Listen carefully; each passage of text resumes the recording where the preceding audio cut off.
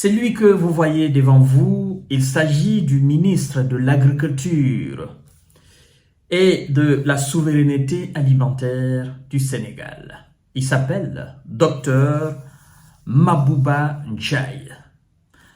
Monsieur Mabouba Ndiaye est une tête très brillante. C'est un excellent nationaliste. Ce monsieur est un souverainiste. Il connaît son domaine. Et il a des ambitions très nationalistes, non seulement pour le Sénégal, mais aussi pour l'Afrique entière.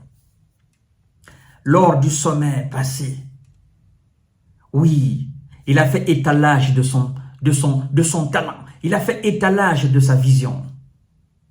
Il a fait une démonstration de force.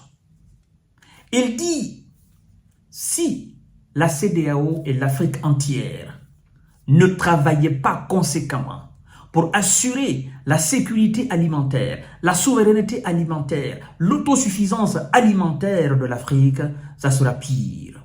Vous connaissez l'explosion démographique africaine.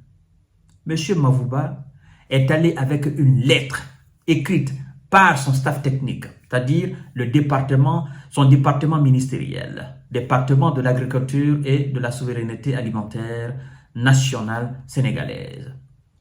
Monsieur Mabouba dit ceci. Je peux vous lire cette lettre qui a été écrite en tant que ministre. Je peux dire un certain nombre de choses, mais je ne peux pas aussi dire d'autres choses. Il dit, là, c'est le moment de dire les choses. Laissez-moi m'adresser à vous en tant que fils digne de l'Afrique, en tant qu'un Africain. Laissez-moi partager ce moment très intime avec vous. Et là, je mets la lettre écrite par mon staff technique, par mon ministère de côté. Je m'adresse à vous, Fafa, comme on a l'habitude de dire en Afrique. La CEDEAO aussi, elle ne fait rien pour assurer la souveraineté alimentaire de la zone CEDEAO. C'est catastrophique. L'Afrique entière, si elle ne fait pas quelque chose pour assurer la sécurité alimentaire, l'autosuffisance alimentaire, l'indépendance alimentaire, n'est-ce pas, ça sera catastrophe dans les années à venir. On ne peut plus continuer à importer de la nourriture pour nourrir cette grande démographie africaine. D'ailleurs, il avance des chiffres. L'Afrique entière, par an, c'est 30 milliards de dollars en denrées alimentaires. Et M. Ndiaye va plus loin pour dire que si on ne s'applique pas, si on ne travaille pas pour effectivement assumer notre indépendance dans ce domaine, il dit que ces 30 milliards vont passer à 120 milliards de dollars en termes de denrées alimentaires. M. Ndiaye dit ceci. Le Sénégal importe plus de 1070 milliards de francs CFA en denrées alimentaires. Ça va vous donner beaucoup d'argent en dollars et en euros. Pendant que le Sénégal a une terre arable, à l'image de la plupart des États africains, surtout de l'Afrique de l'Ouest. M. Ndiaye, docteur, ministre de l'Agriculture et de la souveraineté alimentaire sénégalaise, il éduque ses pairs de la CEDEAO. Il leur dit, c'est ce qu'il nous faut, l'agriculture. Nous devons nous y mettre. Autant on importe de la nourriture, autant on exporte de l'emploi.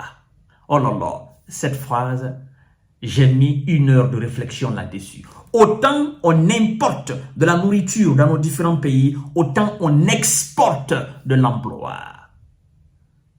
En créant naturellement, en nous mettant à la tâche pour travailler la terre, pour naturellement conserver ce que nous travaillons, en fait, on crée de l'emploi pour la jeunesse. Et il faut maintenant que les organisations sous-régionales s'y mettent. On ne peut pas continuer à dépendre de l'extérieur.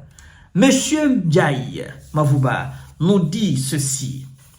Le Ghana importe plus de 300 millions de dollars en poulet. La Guinée importe plus de 50 millions de dollars en poulet. D'accord? Le Sénégal importe plus de 450 000 tonnes de maïs par an. Le Sénégal importe plus de 210 000 tonnes, n'est-ce pas, d'huile. Le Sénégal importe plus de 870 000 tonnes de blé. Le Sénégal importe plus de 347 000 tonnes de fruits, n'est-ce pas, et légumes. Monsieur Mavouba, il part du principe, avant de toucher les autres États, parce que les Africains, ils aiment souvent ça. Oh non, tu aimes critiquer les autres pays, il faut... C'est pourquoi il a commencé par le Sénégal. Les chiffres qu'il a avancés. Il a mis d'abord les chiffres du Sénégal en avant, pour dire, nous-mêmes, nous faisons partie de ce gros problème. Nous devons cesser d'importer. Nous devons travailler la terre.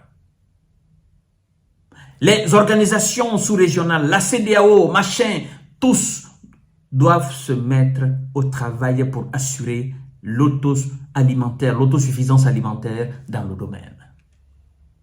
Parce que vous n'êtes pas sans savoir qu'importer des millions de tonnes de riz, de blé, de maïs, d'huile par an, là où on part chercher là, les gens ils travaillent là-bas. Et plus la demande explose, plus naturellement ça travaille là-bas et on crée de l'emploi. C'est que les autres font pour que nous allons chercher, nous allons acheter chez eux. Ben, écoutez, pensez-vous qu'on ne peut pas faire la même chose chez nous? Pensez-vous que c'est du miracle? C'est pas du miracle, c'est du travail, c'est du boulot. On a de très bons climats, la pluie, les fleuves.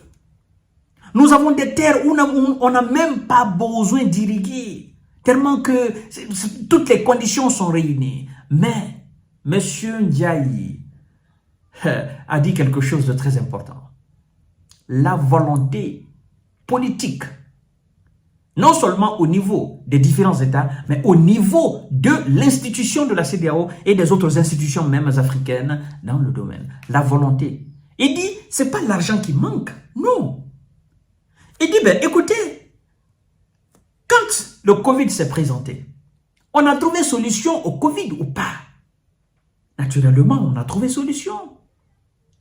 Même si nous avons des partenaires dans le domaine du financement, mais nous autres, nous-mêmes en tant qu'État, ce n'est pas le problème d'argent qui nous manque. L'argent, il y en a. Eh oui, l'argent, il y en a. Monsieur Ndiaye dit que ce n'est pas une question d'argent, c'est une question d'organisation. C'est une question de volonté politique. C'est une question de discipline. C'est une question de persévérance. C'est une question de vision. Monsieur Ndiaye, ministre de l'Agriculture et de la souveraineté alimentaire sénégalaise, laissez-moi vous dire que vous venez de toucher un point très important. Je vous tire chapeau. Nous avons plusieurs fois évoqué cela à travers nos différentes plateformes d'information, de décortiquage d'informations.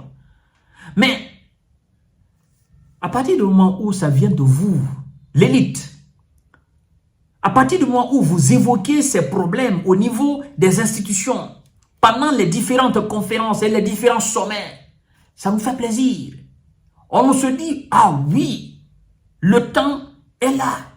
Ah oui, c'est vrai. Ils n'ont jamais touché à ça, mais maintenant le temps est là, mieux vaut tard que jamais.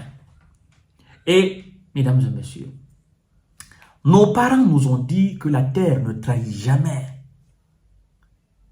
La terre ne trahit jamais. Donc, on se doit de travailler la terre. Que ce soit au niveau privé ou au niveau public, on doit faire quelque chose pour ne pas dépendre de l'extérieur maintenant en termes de denrées alimentaires. Vous imaginez toutes ces importations.